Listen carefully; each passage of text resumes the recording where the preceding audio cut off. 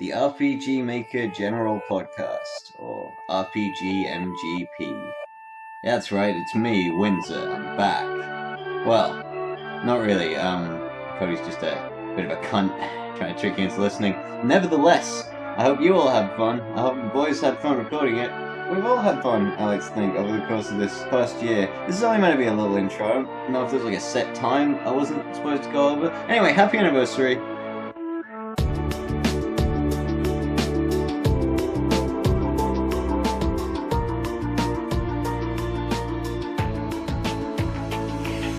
Hello everyone and welcome to the RPG Maker General Podcast 1 year anniversary party!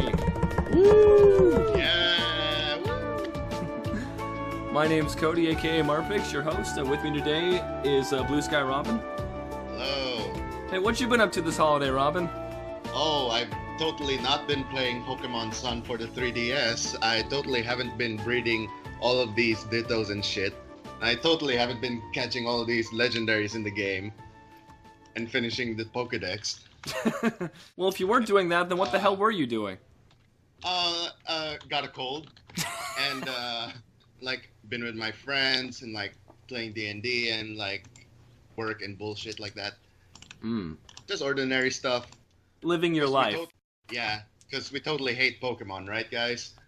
I couldn't care less. In fact, I haven't cared about Pokemon in 15 years.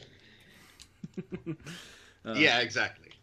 Alright, that's me, so... Alright, also with us today, my co-star on Defeat the Darkness, Adam. Good evening. And how was your holiday, sir?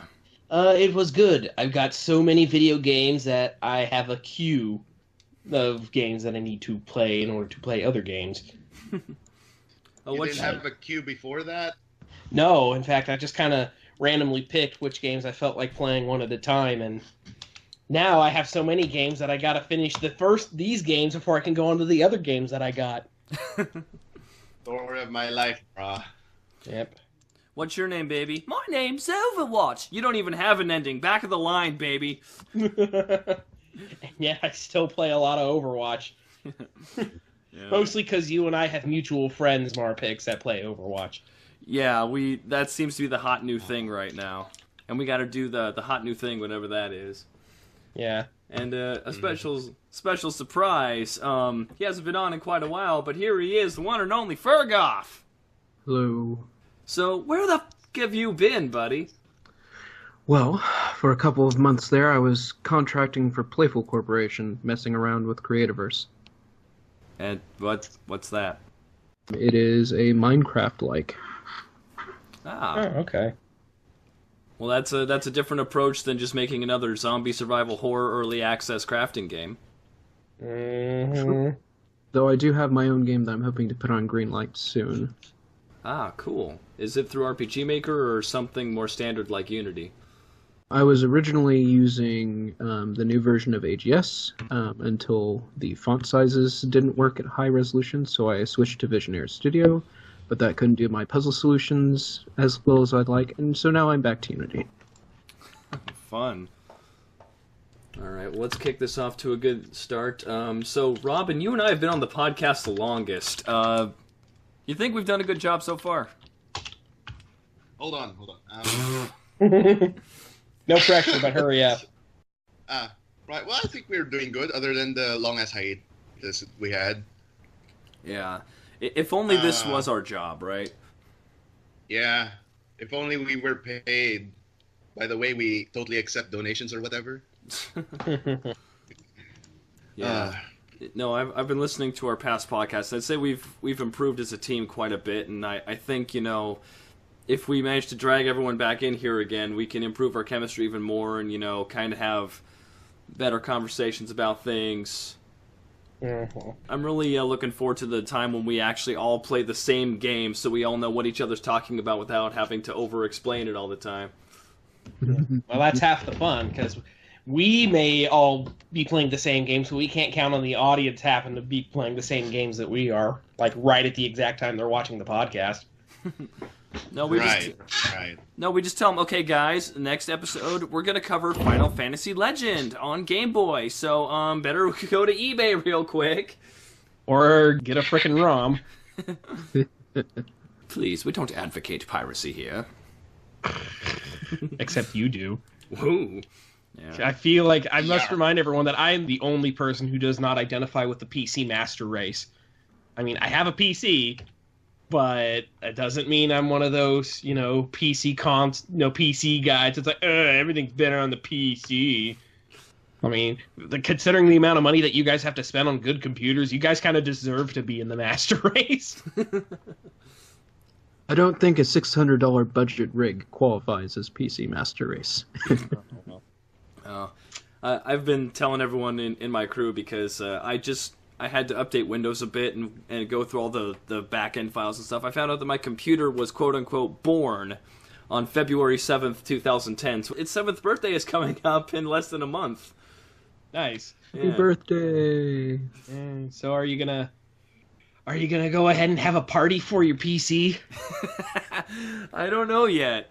That sounds really fun, but I don't know what the hell I do. Maybe, there's a couple games on Steam now where you can have split screen on one screen, so I could play, a local multiplayer, get some controllers, and just throw it up on my TV, maybe? You could do the 7-year gift for your Mobo, which is getting it a new CMOS battery. Or you could just go ahead and put a cupcake inside the CD tray and close it. Here, happy birthday. It's hungry! Oh, God. One new CD amazing. drive later. Oh, hey, yeah, Adam, you're not part of the PC Master Race, so you have actually played Final Fantasy 15 this year. I have. And I even let you play it the last time you were here. Yeah. I have a question. I have an answer. Right. Did you finish the frog thing of that game? No, like I said earlier, I have a queue. And Final Fantasy 15 is very, very high on the queue, but I have a certain date that I need to finish before playing anything else. What? Okay, so what is the deal with this frog thing? Because it's apparently a thing, and I haven't played it, so I have no idea. All I know is a frog thing is really hard. All right, let me look at a Final Fantasy 15 frog thing, just so I know what we're talking about. I am utterly unfamiliar, and I put in 8 hours. Is it the Frog of Legend? Because that's the first hit I get. The Frogs of Legend. Holy... Rainbow frogs? Who gives a shit? Yeah, that sounds about right. Yeah, no. That's one of the things... I love Final Fantasy because I like the really epic, amazing plots, but one of the things that have always dragged me, around with Final Fantasy is I don't like needing to do the side quests in order to finish the main game. And for Final Fantasy, if you don't take your time and do as much grinding and as much side quests as you can, you're pretty much screwed. Yeah, because you're supposed to enjoy the adventure, which means they don't want to have to force you. You're supposed to want to do it of your own volition because you just love exploring so much. Yeah, no, I want to find out what happens next, which is why I just move on to the next plot thing. But my child is sick and needs a special herb that only grows in the forest halfway across the continent. Unless you're why am I the only person who can fix these people's problems, by the way? Because you have a car. Well, if you could get anyone to fix your problem, wouldn't you choose the prince? Yeah, that's the other thing about Final Fantasy 15.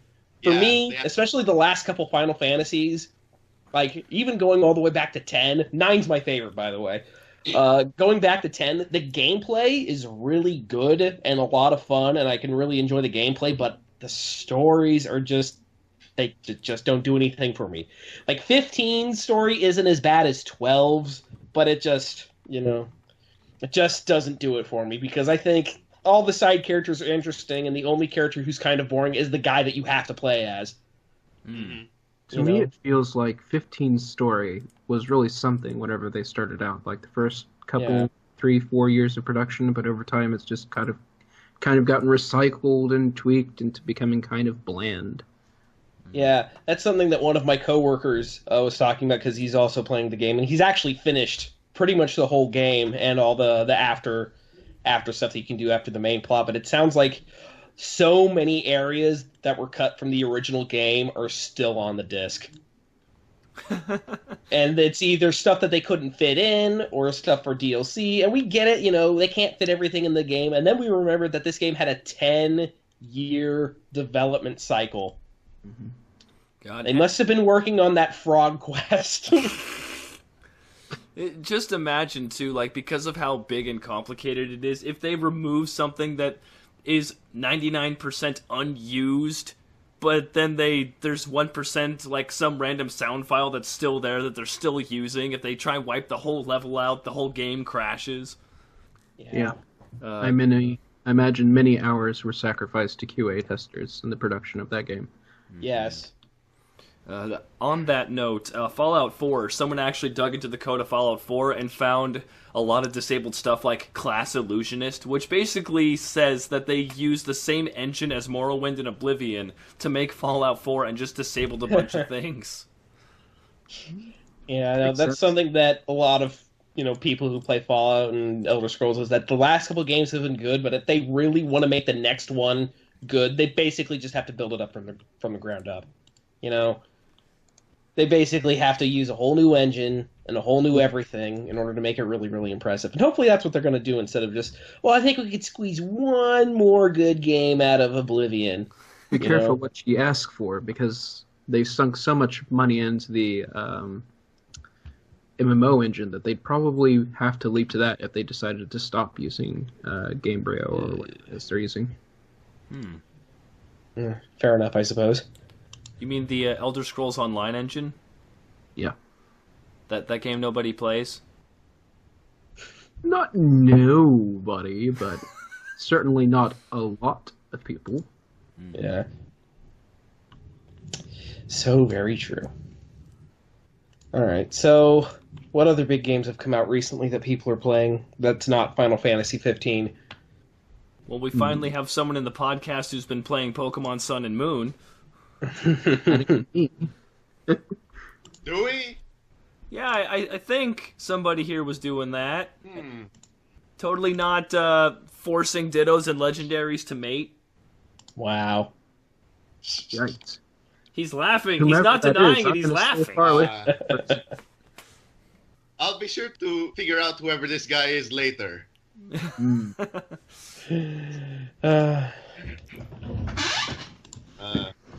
No, Robyn, that's the... Okay, the joke's over, Robyn. Tell us about Pokemon. all right, fine. Okay, fine. So I may have looked at it a little. Maybe a little. Yeah, right. So what do I talk about? Like the new stuff on it? Tell us about like the plot, because I keep hearing how Team Skull are precious baboos that shouldn't be interfered with. All right, so story-wise, Team Skull is great. For comparison's sake, in the first games, you're like, oh no, it's Team Skull. I mean, it's Team Rocket. And then the next generation is, oh no, it's Team Rocket again. And then it goes on like that, right? Yep. Like, oh no, Team Aqua. Oh no, Team Magma. But for here, it's like, lol, it's Team Skull. Like everyone, even like the berry farmer, like gives no shits about the Team Skull guys. Literally, a line in the game is like, I give berries to Pokemon, but you will get no berries from me.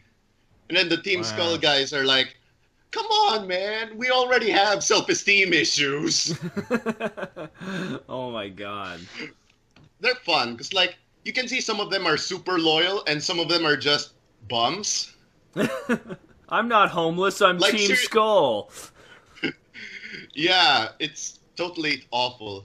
And like, in these Pokemon games, there's the battle gauntlet to fight the boss of the enemy team, right? Like, there's a bunch of grunts lined up, and you have to go through this long hallway to get to the boss. Yeah. In Pokemon Sun and Moon, there's also a boss gauntlet. But out of the 3 guys that are standing there, only one tries to fight you. The other, hey, if you pay me, I'll let you hit me. I'll do anything for money. And then the other guy's like, and then the last guy's like, oh, you want to fight Kuzma? Well, go right through. I'm not going to fight a battle I'm going to lose, so yeah. Well, I mean, that's the truth, though. Like, yeah, because like you went through so many of these guys, and then there's the boss gauntlet. And out of the 3 guys that are there, only 1 guy bothers to fight you. It's an interesting direction Nintendo's taken with Pokemon, because they've removed a lot of the gameplay elements, it seems. Because, like, now instead of HM roadblocks with, like, swim and waterfall and dive and all this, and flash, you now have arbitrary bullshit roadblocks. And now instead of fighting people, you don't fight people. Eventually, the game will play itself, and then you're just watching the Pokemon anime. But like, yeah, story-wise, all the Team Skull guys are either super loyal to Guzma or totally just slumming it. Like, seriously, in the base town of Team Skull, there's a abandoned Pokemon Center, except for the Grunts. And the Grunts will heal your Pokemon for 10 Pokédollars. Now, since Pokédollars are based on yen, $10 is like 10 cents. They must really need the money. Yeah, that's exactly it. Like they're super desperate for money. They'll heal your Pokemon for 10 cents. Please keep beating us up. So hurt me again, Daddy. So then, who is the real villain then? Like, is there even a villain? You. Oh, well, yeah, there totally is a villain, and you kind of see it in the intro of the game, like, the intro scene of the game. Oh, the Team Aether Grunts kind of look bad. Oh, surprise, they're bad. The evil group is the Aether Foundation, and the president is the biggest bad. At least, yeah. Yeah. Well, not all of them. Only like half of them is evil, I guess, and the other half is unaware. Ah. So I don't know, I don't know anything about this construction company, but we got this thing going on called the Death Star, and like, I'm part of the auxiliary crew. I'm going up there next month to help work on the power converters and maybe the exhaust vent. I don't know quite yet. Sir, are you a Wookiee? That's racist. I was gonna say, if you're a Wookiee, then you might be in trouble. But if you're not a Wookiee, then they won't make you do the hard stuff. I'll have you know, I'm only 80% Wookiee. My mother was a Wookiee. Yeah, like you're. She had a better beard than mine.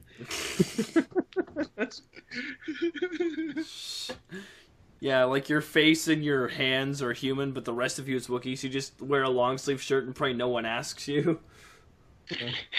That's the thing I saw a while back. It's when you ugly as fuck, but your beard game is strong, and it's a picture of Leia and Chewbacca, and they're looking at each other longingly. Looking each other? Looking at each other longingly. Is this... God damn.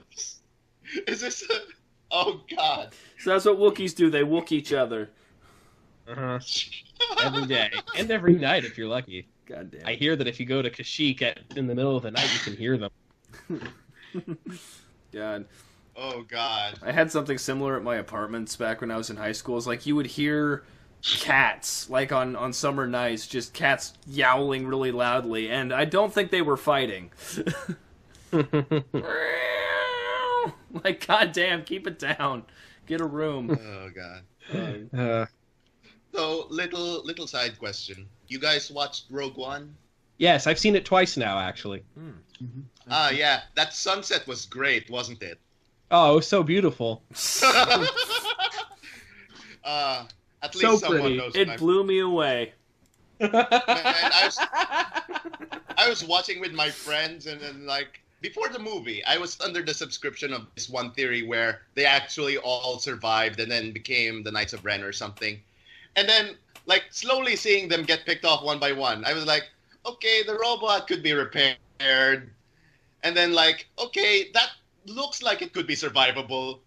And then, like, the guy taking a grenade, he has heavy armor, he could take it. And then the sunset part, I'm like, okay, no, they're dead. Yeah, no, they're fine. Yeah. So here's a funny story, and I don't mean ha-ha funny, I mean more like fuck you funny.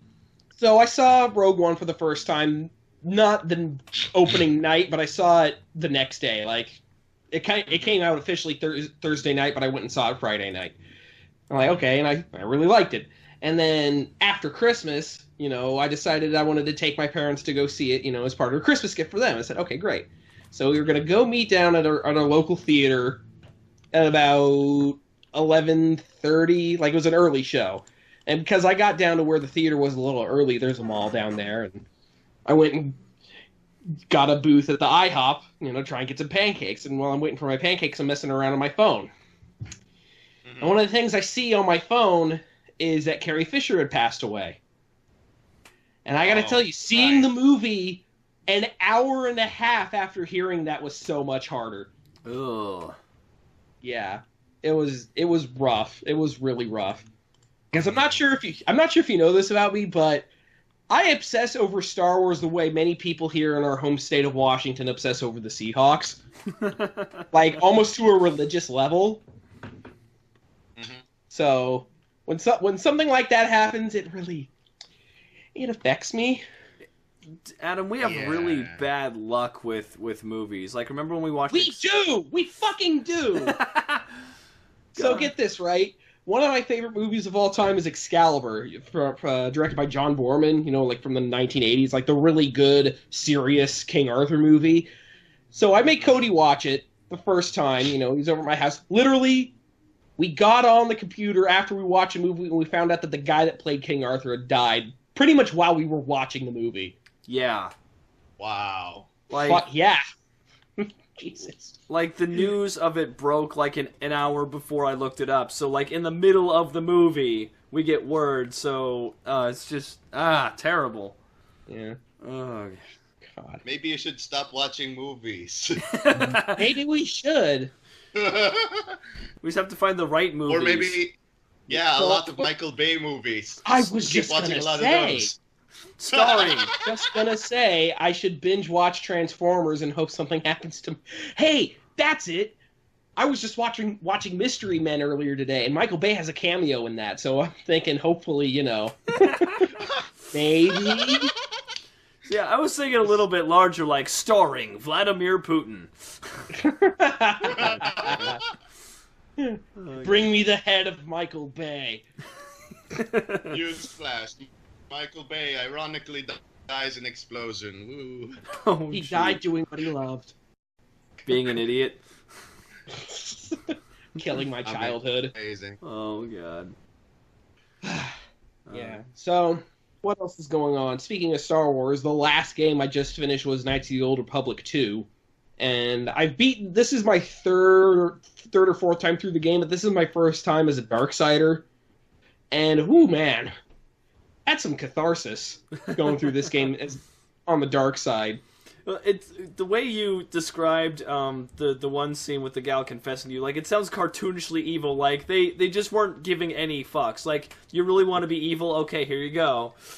Well, I mean, I had the option to say, yeah, sure, we could totally do this. This is fine. I'm totally into you.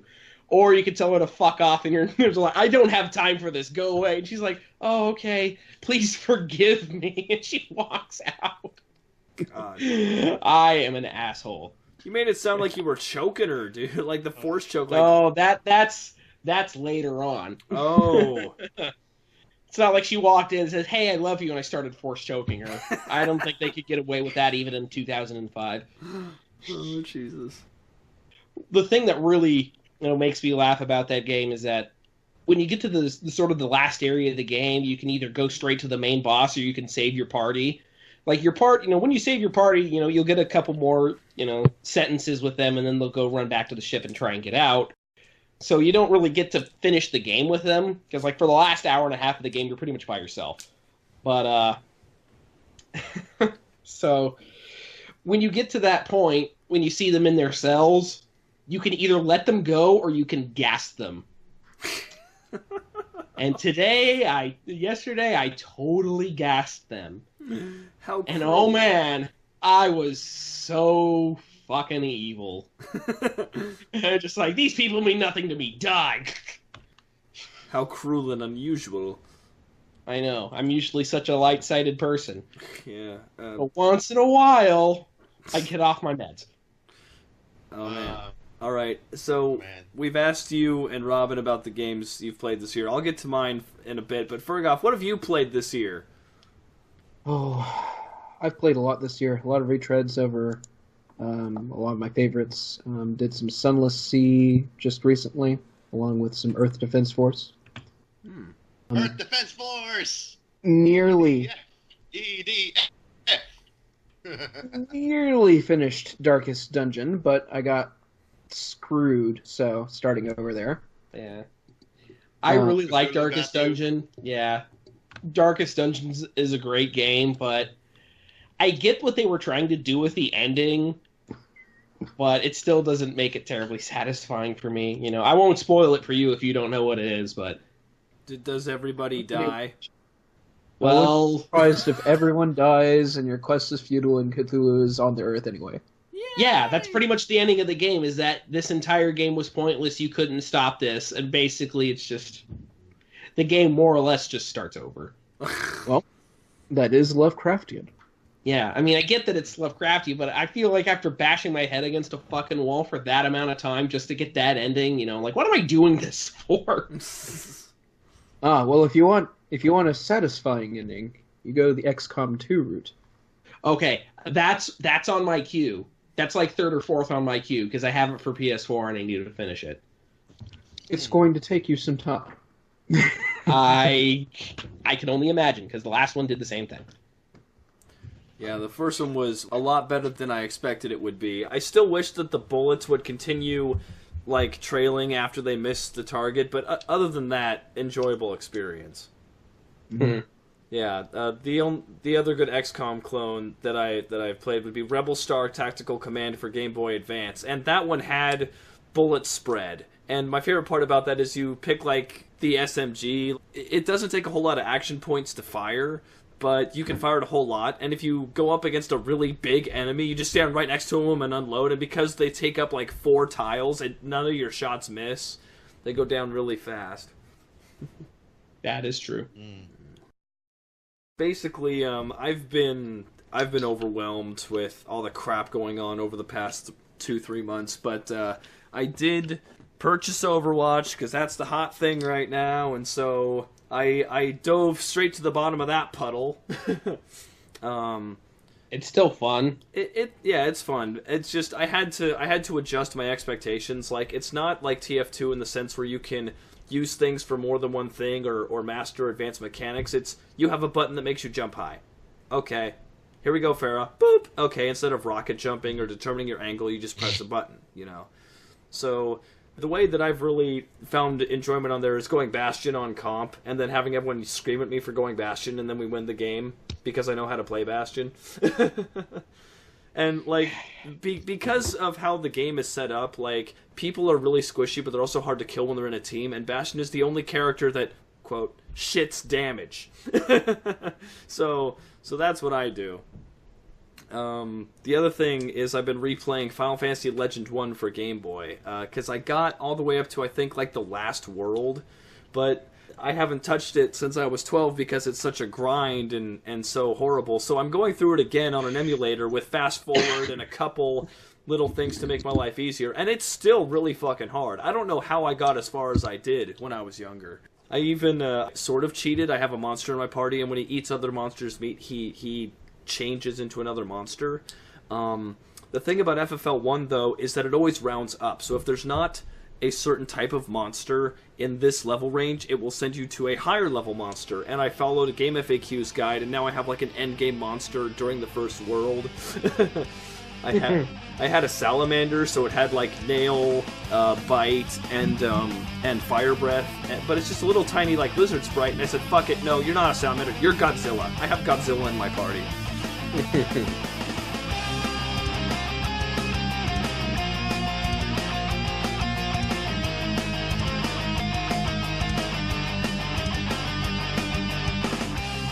Trying to think what else we have on the docket to talk about here today for our first, podcast back after our long hiatus. And other than the special thing that you have planned, I'm not sure what else there is. Well, yeah, because I was expecting, there was a high response in the Skype thing, like, oh, I want to be here, I'm definitely going to be here, and literally all of those people except me and Robyn. Hi, Robyn. Hi. Disappeared. So we haven't talked too much about the Nintendo Switch yet. Okay. The presentation just happened, last night? Something like that. And, it's cool, I guess, but I nothing I've heard about it makes me feel like, oh my god, I gotta go get a Nintendo Switch, right now. Yeah, I'm just waiting for them to announce, Monster Hunter. So, yeah. Alright. Yeah, the way they market the Switch is you're going to be the coolest kid on the block when you bring your cool new game console to every social event and force everyone to pay attention to it. Pay attention to me! Pay attention to me! Yeah. The other thing is, they have the whole smartphone connectivity, the parental controls and stuff, and so they're not making it a secret that they're keeping track of everything you do, and if you let Nintendo touch your smartphone, then you're only giving them more to analyze, that's spooky to me. Yeah, all the game companies are working on making Skynet, so yeah. Not supposed to tell people that. Jeez. It's like every company does it nowadays, so you can't really stop it. They can't track something you don't do.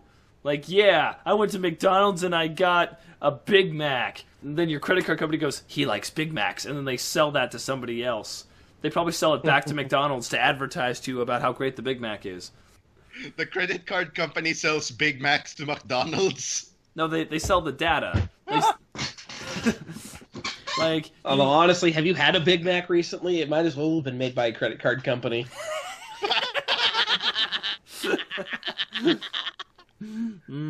Thank you, I'll be here all week.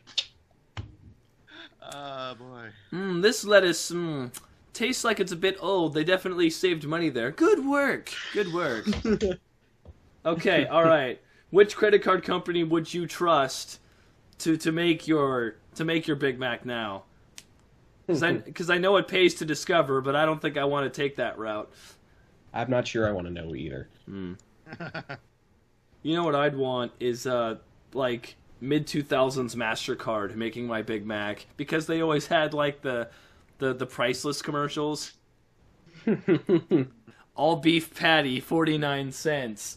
3 buns, 21 cents. The look on your face when you bite into this burger, priceless. Note that they don't specify what the look on your face is. Just what the look is. It could be joy, it could be shock, it could be disgust, it could be... You will have a reaction. Just not sure what.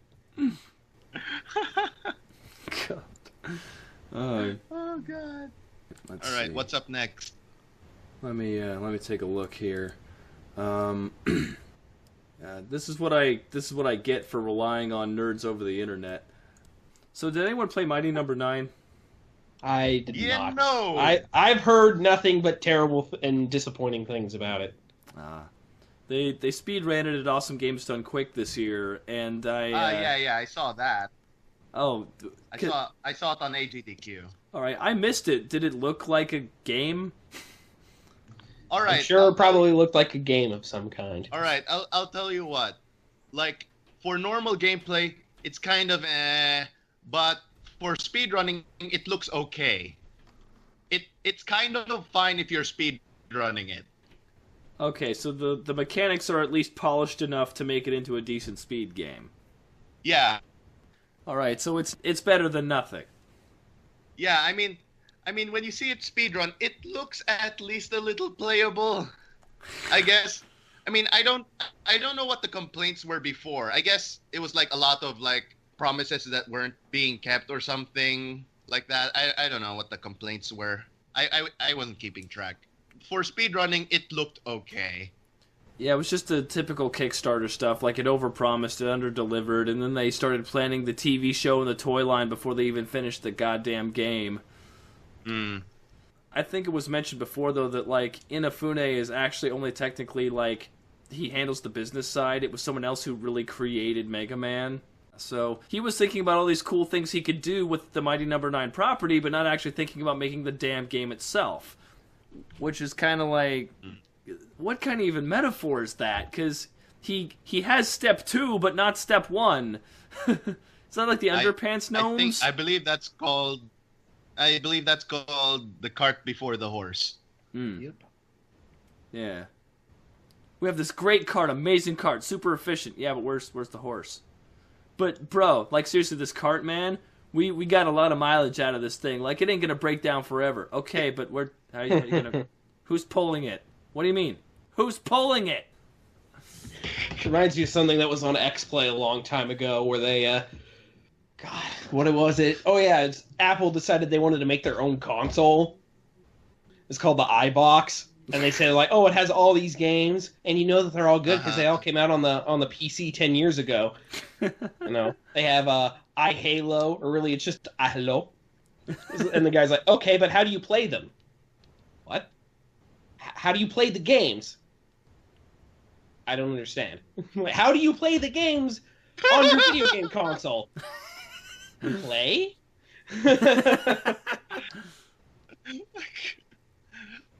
What the fuck? That's amazing. I miss G4. What the hell happened?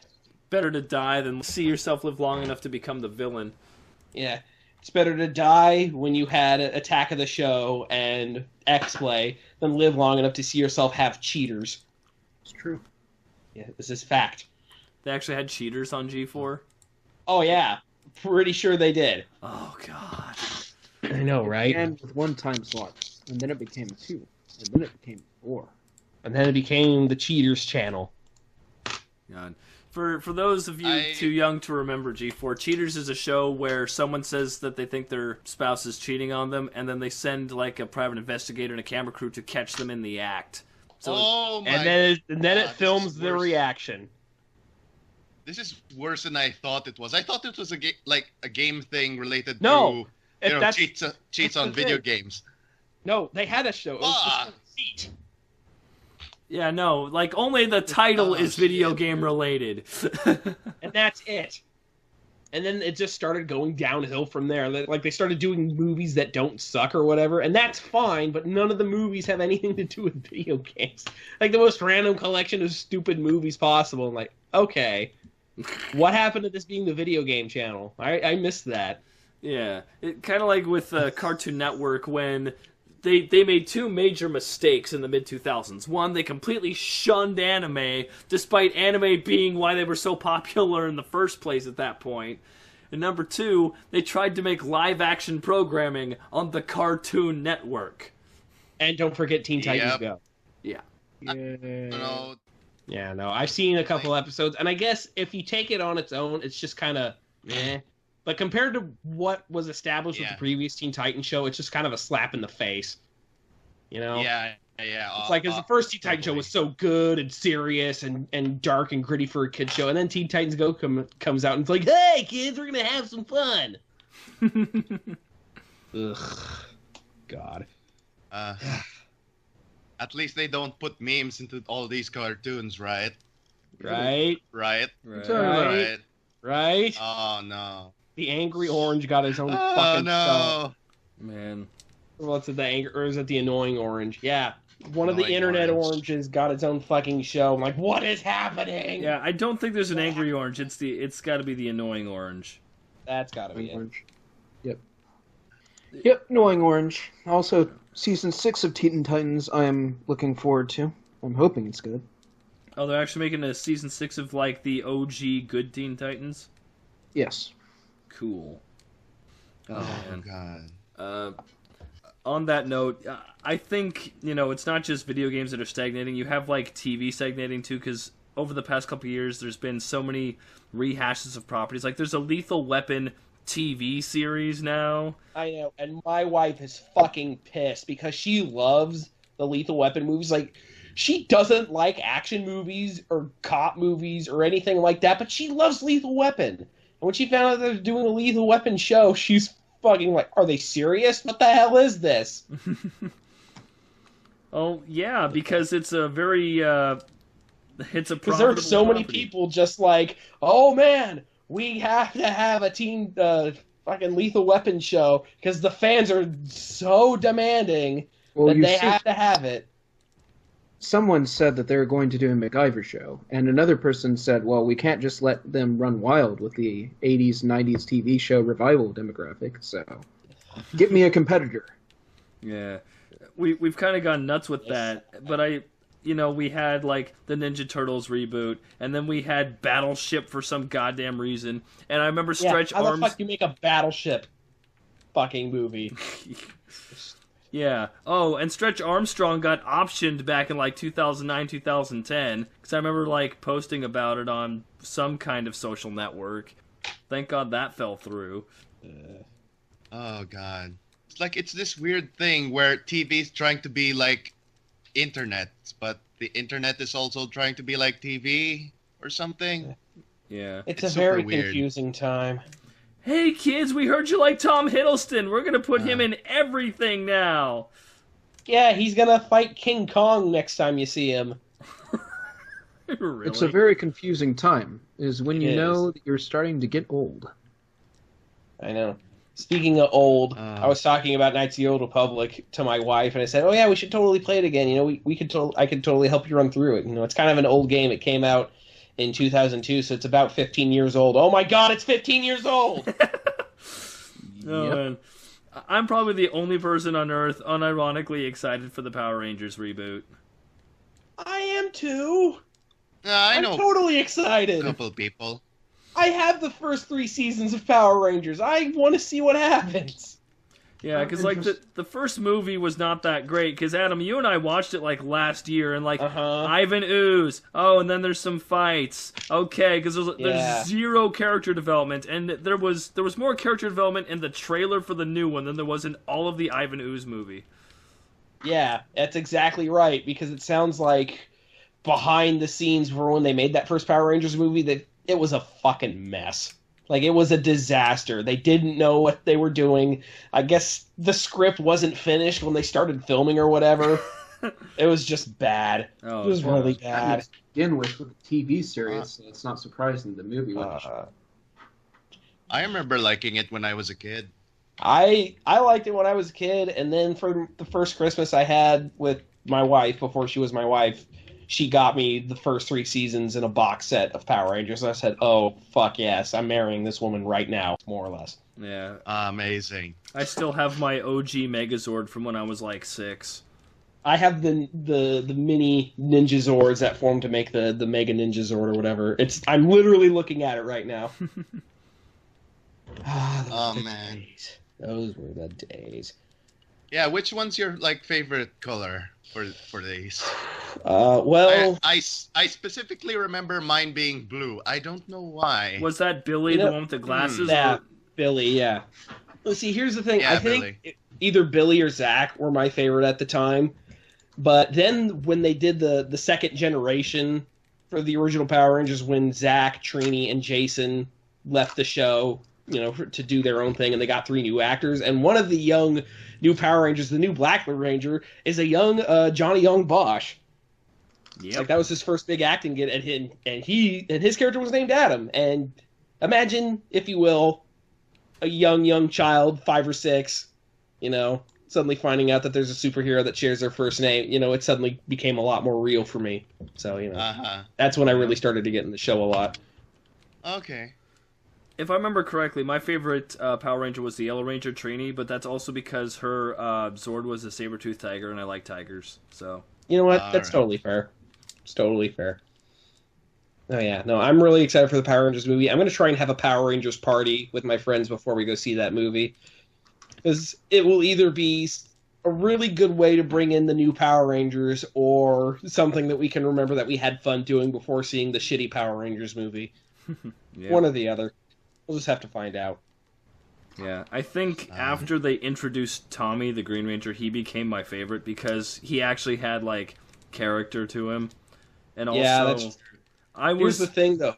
Yeah? When they brought him in, he was really kind of the only Power Ranger, really the only character that had that sort of development to him, so he was totally the character they focused on. Oh, yeah. After a while, it became the Tommy Oliver show co-starring the Power Rangers. Completely agreed. I probably also wasn't the only kid on the planet who tried to make Megazords out of Legos. Of course.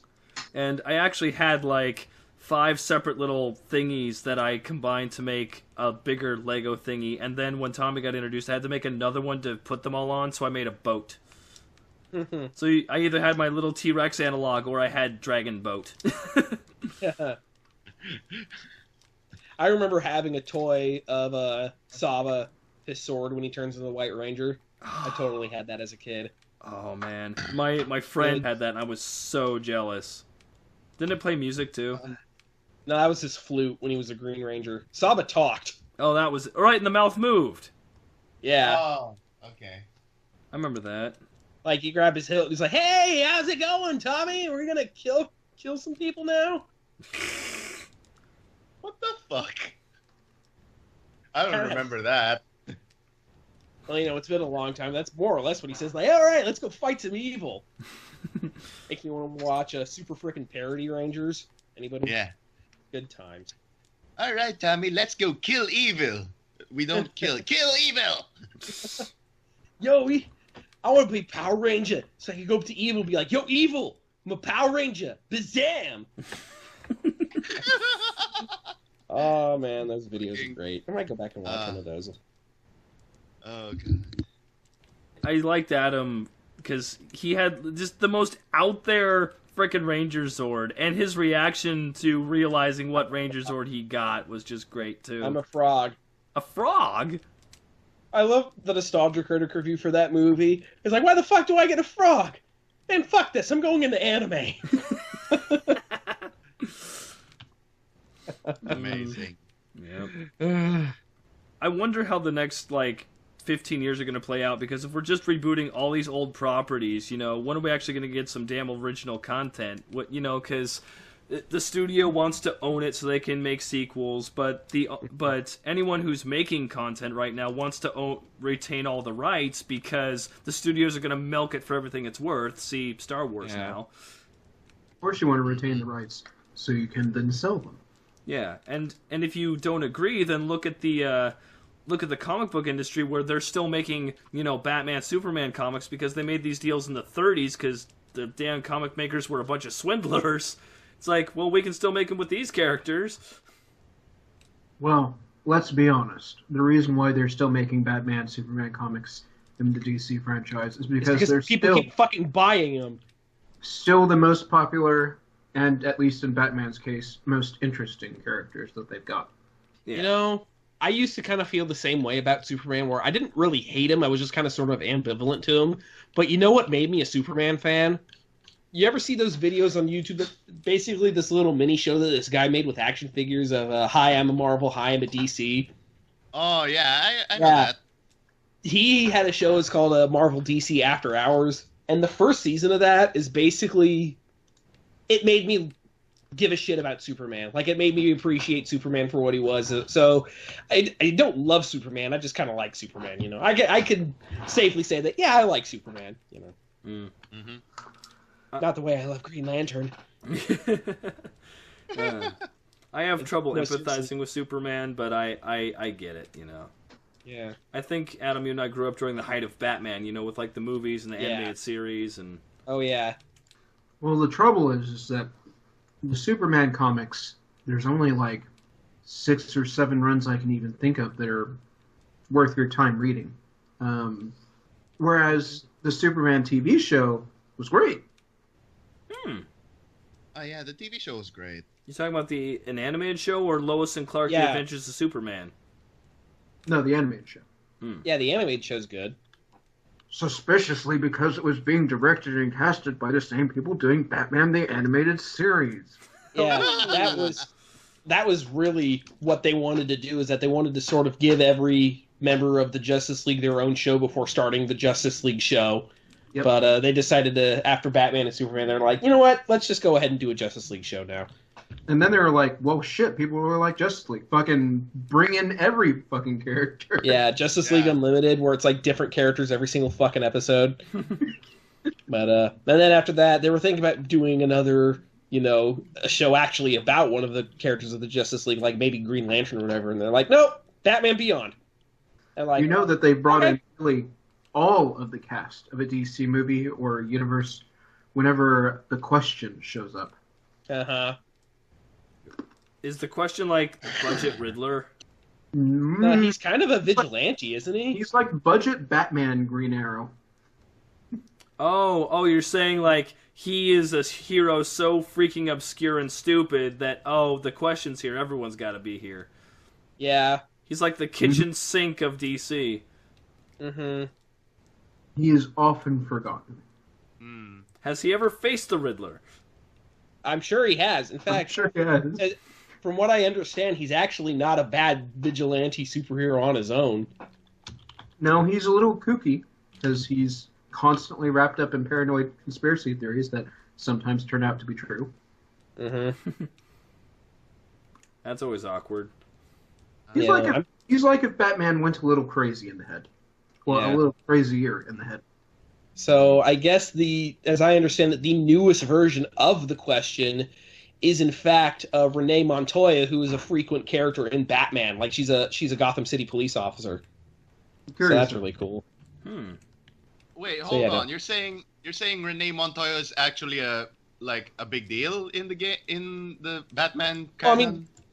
She's not a super big deal, but she's always been around, She's always been like, oh yeah, whenever they have cops, ever do a story focusing on cops, you can always count on probably seeing Renee Montoya somewhere. She's like, Bullock is going to be somewhere, Bullock. and Montoya is going to be somewhere. Oh, yeah. Okay. Like, if they have to have other cops that aren't Jim Gordon, they're going to have Bullock, and they're going to have Renee Montoya. It's kind of, you can count on it. I was kind of wondering why this one cop was kind of specific in the like Telltale Batman thing. Yeah. I didn't know it was a big name. That, by the way, because like Vicky Vale is a big name that I remember. Yeah. And Renee Montoya is like not really a thing I remember at all.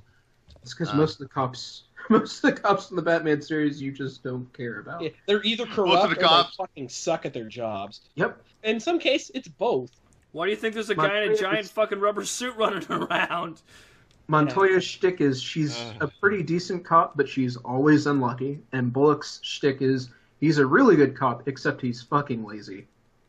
And he doesn't care much. She's like, Batman's here, we got this, it's fine. Just chill out, let Batman do this.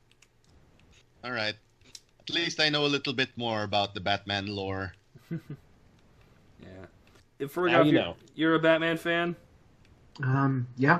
What's your opinion of Batfleck in Batman v Superman? I wanted it to be a good movie. I think for what the writer was going for, I know the source material he was pulling from, and that's kind of a rough Batman to begin with. That particular Batman is tough to pull off to start. I think he did an okay job. I think the script could have been better. Oh, yeah. Yeah, I agree. The movie's not perfect, but I don't think it's nearly as bad as everyone says it is. Especially when you compare it to Civil War, because it sounds like Civil War and Batman v Superman are in fact really, really, really similar. BVS's problem is just that it tends to over-elaborate on things. Yeah. And we were just talking about that, Marpix and I, because we just recently watched Empire Strikes Back, and that's something that we were just talking about with Rogue One, where they tend to over-elaborate and over-explain everything. And I don't think that's not any particular movie's problem. That's just sort of the problem with modern movies in general, where people don't have the patience to, especially watching movies with some people I know, especially some people in my own family, like my mom. We'll watch a movie, and every 15 minutes we have to stop the movie. It's like, okay, what just happened? Yeah. I'm fucking watching the movie with you. I don't know. Yeah. My favorite one is because in old movies, something would happen on screen and then they'd kind of explain it in the next scene. But then you have those people where it's like, what do you mean by that? Or, oh my god, what do you do that for? Or what does that phrase mean? And then they explain it to you in literally the next scene. Meanwhile, you have, in Rogue One, all these times where they literally have to, put in someone speaking off-screen to explain stuff, especially in the X-Wing. It's like, okay, we got him, let's go. No, we knew you got him, that's why we're watching this X-Wing finish it off, or whatever. That's for everyone who's not paying 100% attention to the movie, that just needed explained to them. We're in a fucking movie theater. What else are you doing in the movie theater? Be surprised. I mean, like, if you're making out with someone great, you probably don't give a shit about the X-Wings. Oh, God. The other thing, too, is, like, spoiler alert, Jyn Erso's father is alive still and working on the Death Star, but you probably knew that. It's kind of strange that someone who walked away from it would still be alive, 10, 15 years later to keep working on the Death Star. So they give him this whole, 3-minute monologue about how I made myself indispensable. They couldn't get rid of me. They couldn't kill me. That's why I'm still here working on the Death Star and not dead. Ha-ha! It's like, dude, we get it. Like, there is that, but also, that whole big monologue of explain what he was doing, they did it to fill one of the biggest plot holes about A New Hope. Is why would the Death Star have such an obvious and such an easy, weak spot? It's like in Thumb Wars, like, it's the most powerful weapon the galaxy has ever known. Luckily, they put in a button with that. If we push it, it'll blow the entire thing up. Like, that whole conversation with Jyn Erso's dad is basically to say that, look, I put this thing in here on purpose, and the Empire doesn't know about it, and you have to tell the rebels so they can destroy this thing that I built, with the giant, weakness that I put into it myself. Yeah, makes sense. Yeah, but we don't have to. You don't need the whole this is why I'm still alive thing. You could have cut half of it out. It is weird that you're still alive, but we just have to believe it because that's what's happening on screen. Yeah. I feel like they tried to push character development over the plot a couple of times, and even though that can be useful in a couple of times, it also creates weird conflicts, like when she, spoiler, gets out of there with the Death Star plans, but nobody saw it but her, except that she perfectly described the flaw, and it would probably be confirmed anyway. Yeah, or, I can't even remember their names because they go through them so fast, but Diego Luna's character, at the beginning, he shoots that guy, and it's like, the guy says, oh, this is guy telling everybody about the Death Star's weakness. Well, who knows? Nobody knows. But you just told me he's telling everyone. Bitch. What's going on? I think that having Cassian Andor, who is Diego Luna's character in the movie, I think that was a stroke of genius. Because for the first time in a long time, when it comes to Star Wars, it's been very, very clear who's good and who's evil in Star Wars. The Rebels are obviously the good guys, and the Empire is obviously the bad guys. But what a character like Cassian brings to the table is that just because you're on the right side doesn't mean you do the right thing all the time. Like, it blew me away when he shot that guy in the beginning of the movie. Like, holy shit. So that's what we're going for right now. It's like, you wouldn't expect that in a movie, in a Star Wars movie made back when, during the originals were being made. Because they're always supposed to be the heroes. They're the good guys, right? Yeah, the worst that ever happened was that Han shot first. Don't let anyone tell you otherwise. And even then, they tried to, edit that out, Yeah. I think they had a good opportunity with the black operative character that actually plays like a black operative character. But I think he should have taken that shot. I think that would have been the better path for his character development, was for him to regret it later. That's true. That's totally fair. Yeah. I think they took kid gloves a little bit with some of the consequences, except for the end for some reason, where they just started punching people the fuck out. Yeah. I know. As soon as they said, "Oh, the shield's downward trapped," I said, "That's it. They're screwed. Nobody's walking away. They're fucked." Yep. Well, I think Disney had no choice there, because how are we supposed to explain that these people aren't in the next movie that came out 30 years ago? Exactly. Although Maybe they were mind controlled by the Jedi, the Sith Force or whatever. Yeah. Since they're all going to die, from that perspective, he should have taken that shot, I feel. And then later, when he showed up, he should have had the general at his mercy and decided not to shoot him. That could have been interesting. Yeah, that could have been really good.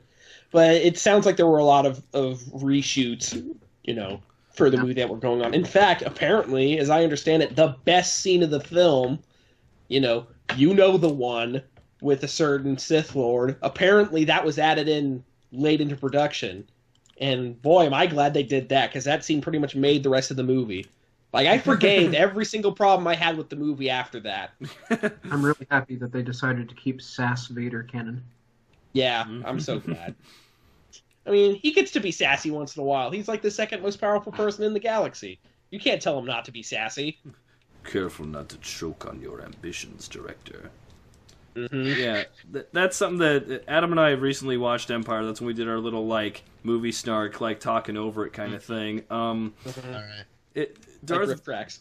Yeah, Darth Vader is an imposing motherfucker, but in the original movies, you don't really see a whole lot of him. Like, just his mere presence and the way they sell him and everyone's reaction to him is how you think he's so strong. But in Rogue One, they actually show all that shit on screen. Yeah, and I feel like that was kind of a breath of fresh air for me because, yeah, we know he's intimidating and he's scary because people tell us, but, show don't tell.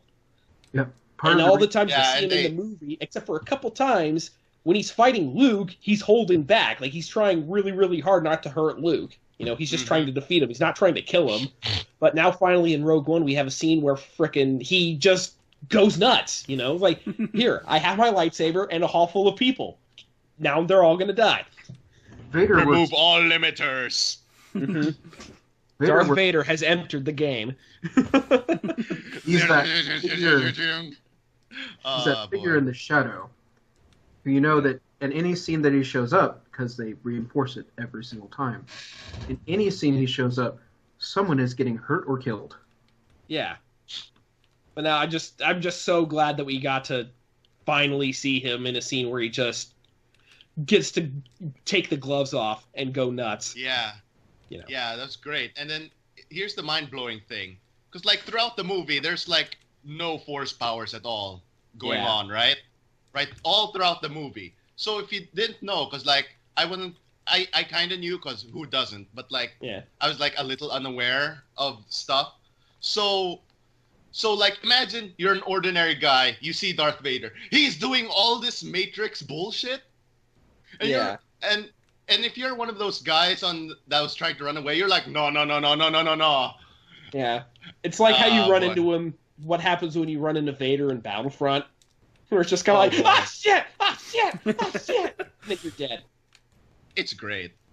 I think I would have shot that scene a little bit differently, though. I think I wouldn't have gone into, him actively fighting people. I would have shown, like, him turning on the saber, somebody getting that card the fuck out of there, and then all we get to see is him running down the hallway, the camera behind him with, like, red light flashing and people screaming their guts out.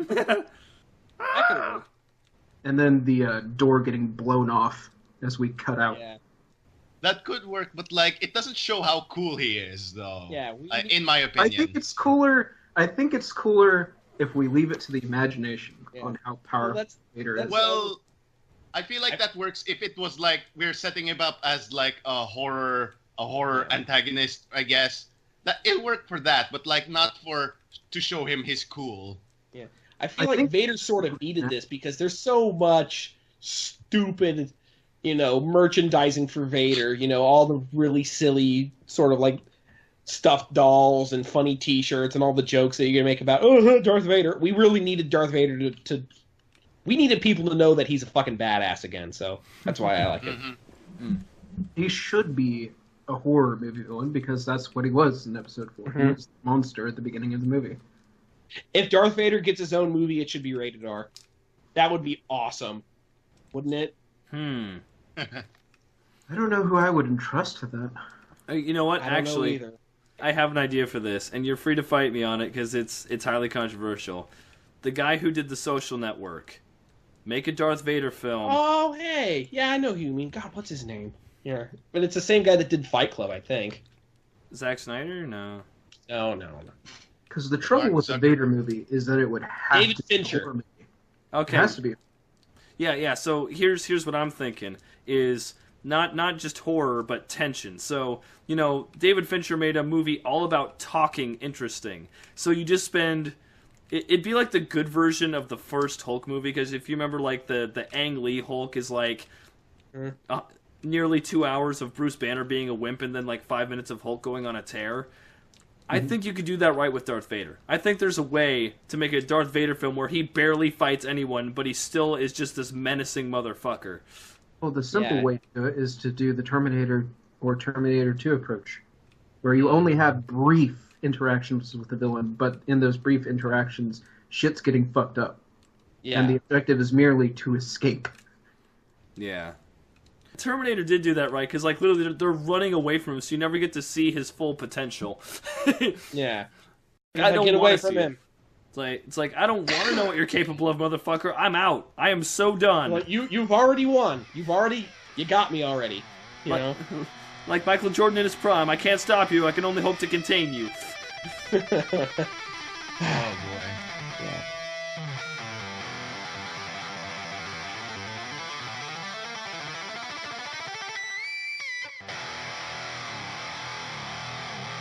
So, let's see. Do you want to do the lightning round? Sure. Alright, but only if Firgof promises to be on another podcast. At some indeterminate point in the future at which I will choose. Excellent. Well, I mean, you know where I live, so it's not like, you'll never see me again. Yeah. And Robyn, I couldn't stop him if I wanted to. Yeah. I'll be around. Alrighty then. Well, let's cue the dramatic music here. The lightning round is as follows. I have a D6 and a D20. The D6 determines who I ask, and the D20 determines what I ask. And we're just going to do this, and you have to answer with the first thing that comes to your head. Are you ready? Ready? Oh, I mean, okay. Okay. Okay, Robyn. Yes. Who's your favorite superhero? Batman. Batman. Oh, wow. Okay, perfect. Great. Next one. Robyn again. How did you discover 4chan? This game is rigged. Random. I rolled it twice. Fuck. Okay, Adam. Robyn. Yeah. Oh. Yes, but What meme needs to come back? I think anything having to do with Gangnam Style needs to come back. Because I'll be that guy in 2020 trying to bring it back. I agree, and I will help you relearn the dance. Okay. I'm rerolling this dice. No, you don't get to roll Adam 3 times in a row. You're rigged. Robyn is disqualified. Thank you. Okay, Cody answers last question. What meme needs to come back? Fuck. I really liked Velociraptor. I want more Velociraptor in my life. There we go. Okay. Firgof. What's the first body part you wash in the shower? Hair. Your hair? Is that a body Always. part? Scalp them.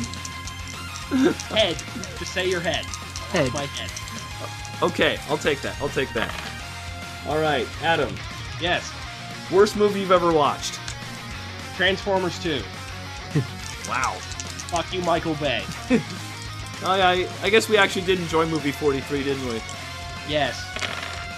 Alright, See, movie 43 was like ironically bad. Like it was trying to be funny, but still kind of bad. Transformers 2 is just shit. It is literally the shittiest thing I've ever seen. And because I saw it right before seeing fucking District 9, it made District 9 so much better.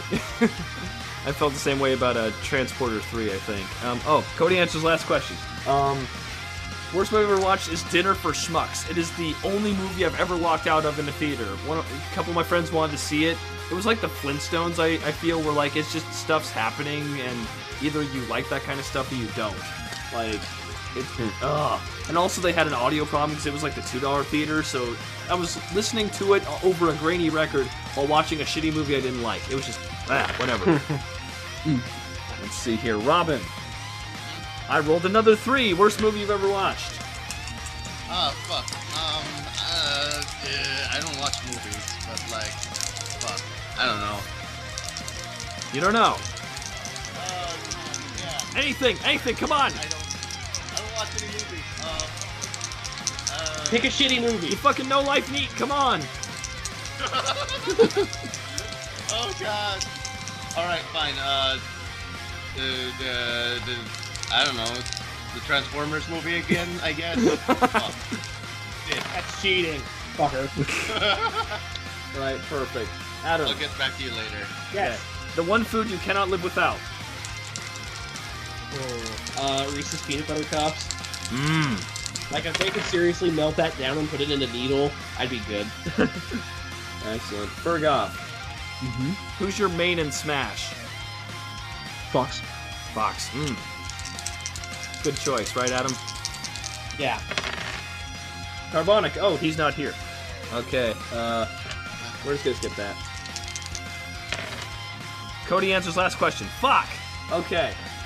So the question was, do you have any heroes? And basically, like, my hero's Batman. Like, not just favorite superhero, but like, I mentally identify with Batman in a lot of ways because we're both smart. We both look for, you know, he's the anti-power. His superpower is the anti-power, and I'm very analytical like that. I probably took a lot more from him than I could ever realize.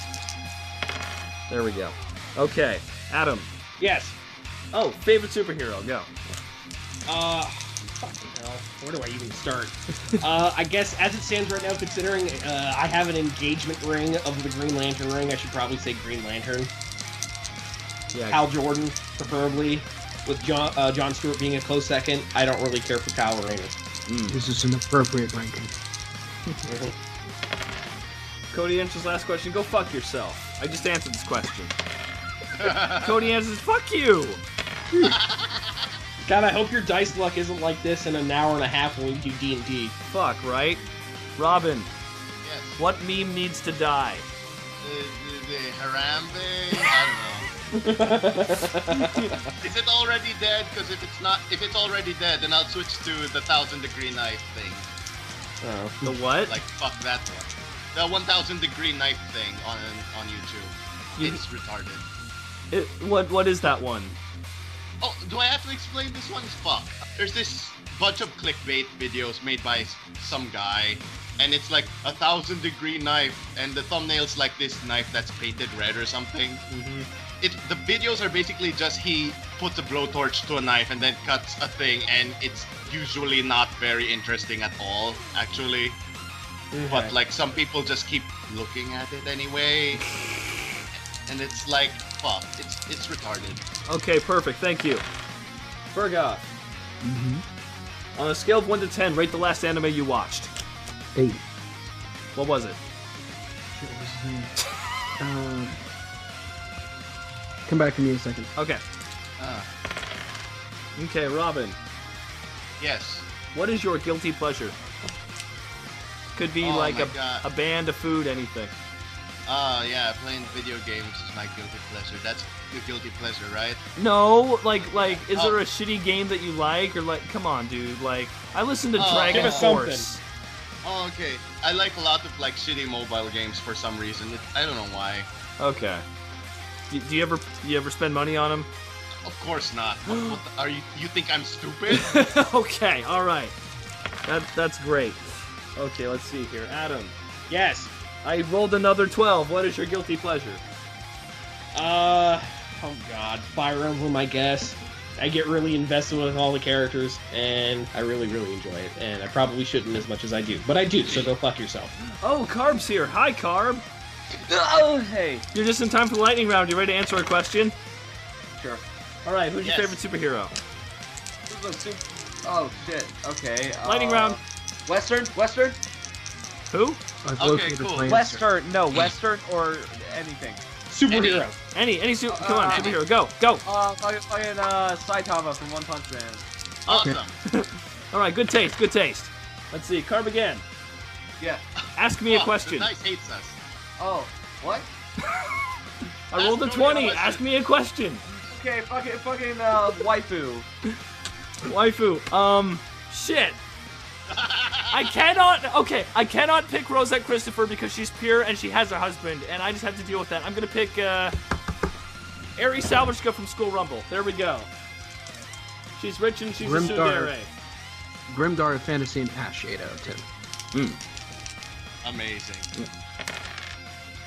Let's see. Cody answers last question. I just answered the question that Karb asked me. I can't answer Too another bad. question.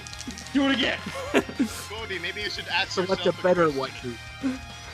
Yeah, another waifu. Another Pick a waifu. non-shit one this time. Okay. Oh fuck. Making fun of a man's ship is like making fun of his mother. Okay, fine.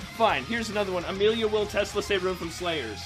Because I love her stupid-ass speeches about love and justice, and if you watch Evolution R, you'll know that Amelia is single. Because no goddess is gay. Anyway. Adam, Yes. what song do you like to sing in the shower? Oh man. Shit, I can't even think of that one right now because I don't sing in the shower. Guess it'll freak out my new cat. Oh, okay. Do you want me to ask it to somebody else? Sure. Firgof. What song do you sing in the shower? What song do I sing in the shower? What's your favorite song to sing in the shower? None. Okay. Robyn, Yes. what's your favorite song to sing? We're getting somebody here. Someone is singing in the fucking shower. I guess, depends. I usually just do my own songs, but like, if I have to pick something, I guess it's We Are Number One. Fuck you! No, it's a great meme. I love that shit. That's great. Robbie. Firgof, Yeah. how did you discover 4chan? Something awful. How long you been on something awful? Very, very long time. Yowza. Alright, Firgof again. Mm-hmm. RPG Maker project you're most proud of making? Does it have to be a completed project? No. Okay, Dim After Hours. Ah. Alright, let's see here. Adam, Yes. last time you got mad at a video game? Let's see. How about the last time I played Overwatch? Isn't that fucking... Okay, that's understandable. Isn't that everybody, Like- though? I'm gonna play Bastion and we're on attack. Fuck you. So you're literally getting mad at people who are not me for doing the thing I do. No, fuck you too. Like, as soon as you told me that you main Bastion, I feel like, oh, you just lost a couple points with me, Cody. I'm sorry. God. You and I cannot be as good of friends as we were because you main Bastion. I used to main Farah, and then I realized that she's not great. How about you just do what I did and pick McCree? Oh, Here's God. Literally flashbang into right-click the character? I don't know.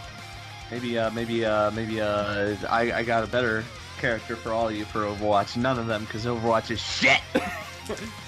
See, Karb, we're both in your boat, but it's the hot new thing that all of our friends are playing, so yeah. Hardy, Sell hard. out. Yeah. Amazing. Okay, I need to stop rolling a 17 on this fucking dice. And, okay, that's the roll for same question. Come on, give me something good here. Okay, Karb, what is your guilty pleasure? Game-wise? Anything. It could be like a shitty band that you like, or a food you can't help but like, anything. Okay, I sometimes like to watch Invader Zim. Not a bad show, is it? I remember it being pretty cool. Yeah, you remember it being very cool, but when you look back at it, like actually rewatch it, you're just like, oh. Yeah. It's like very early 2000s. Yeah. Cody answers last dice roll 8. Last time I got mad at a video game. So, Overwatch! the cool thing about Overwatch, though, is that they didn't disable Alt F4, so anytime I get mad at the game, boop! There goes the game. Goodbye, game.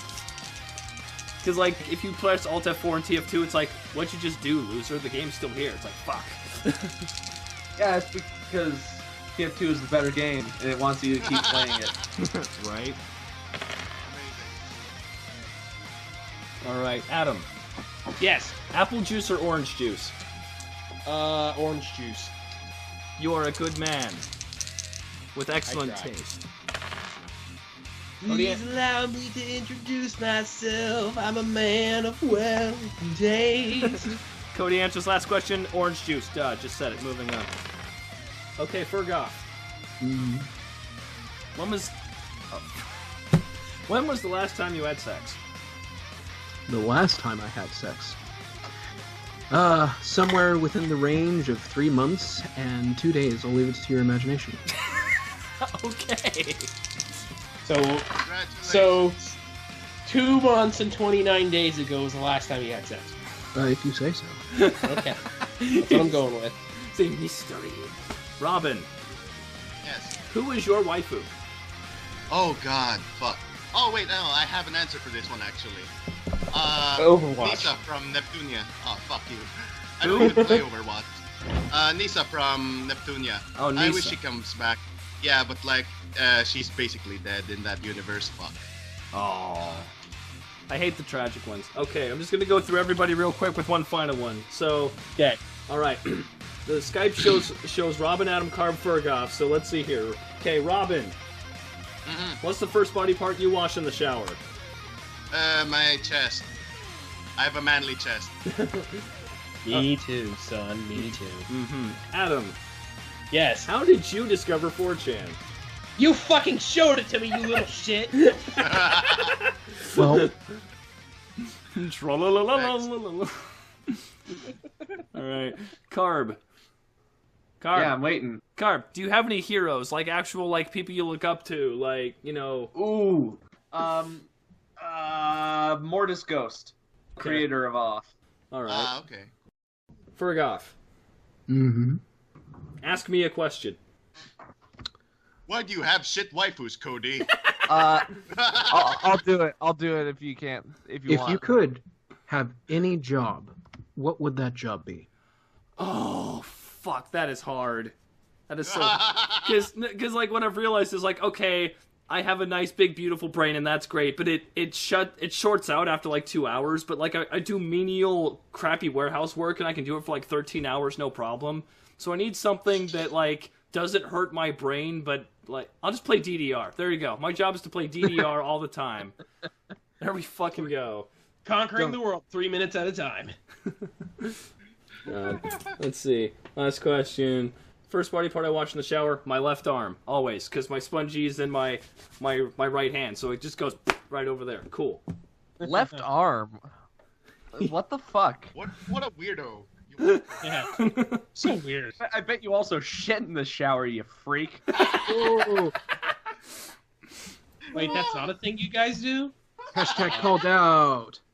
Oh, fuck. Looks like this is a podcast of revelations. I Yes. learned so much about all of you. Oh, beautiful, beautiful. All right. Oh, jeez. Did you have anything you wanted to throw in last minute, Karb, or should we call it here? Throw in? What do you mean? Well, you just dropped in, like, as we were starting the lightning round, so I didn't know if you wanted to, like, talk about I don't anything. even know what this is. And on Lightning that round horrendous of what? disappointment. I want to say quickly to all of our listeners out there on 4chan or otherwise, thank you for sticking with us for a great year of recording podcasts. It's been really fun, and I'm so glad that I got to work with everyone in this podcast. It's been Okay, great. how do you really feel? We heard the bullshit. Now tell us your actual feelings. How do I really feel? Let me tell you all the ways. Cody, if you want, you could edit in like a rap song instrumental, because okay. You know what I gotta say? You know what I gotta say to all of you people? What I gotta say is that you all need to stop being so nitpicky. You're all so nitpicky. You're all just like, no, just look at a beautiful fucking, you look at a fucking Leonardo da Vinci painting, and you notice a little mixel down in the corner, and you're all, and it's just like, this is absolute garbage. How dare you? Are you speaking from a place of knowledge? Burn it down to the ground, and you just say, start over. You're like John K. You're like John K. And that's exactly what gets you fired from Cartoon Network, John K. God damn it. All right. And worst of all is Cody. I'm gonna deal with you, not wanting to learn with fucking Photoshop, being like, do this for me. I feel like we should have cut it out right when the first episode. You want to know how I really feel? Just cut out there. The rap song will be composed of clips from that tirade.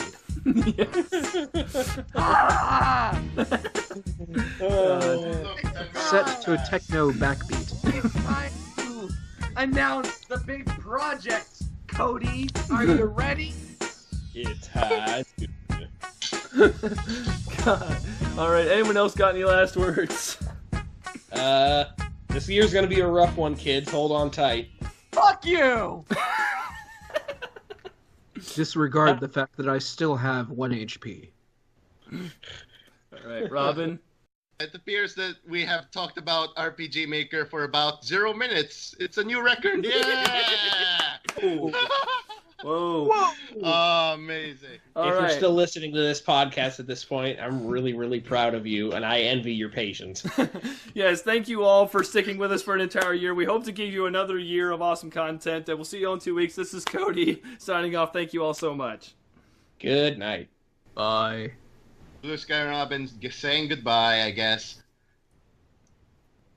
Hello, darkness, my old friend. Did we mute Carbonic for some reason or something? Did he say goodbye? Oh. I was waiting.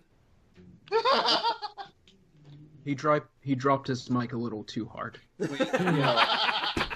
right, can you hear me? Yes. He turned down for what? Is what he did. Okay. This is Carbonic, back from the dead. But I gotta say, thank you all for sticking with us. The first thing I said was way more real than the angry rant. I love you all. Thanks. See ya. Bye. Bye. This is a good time to introduce that evil twin you have, Karb. So, yeah. Yeah, that wasn't me. That was evil Austin. That was evil Austin who did that.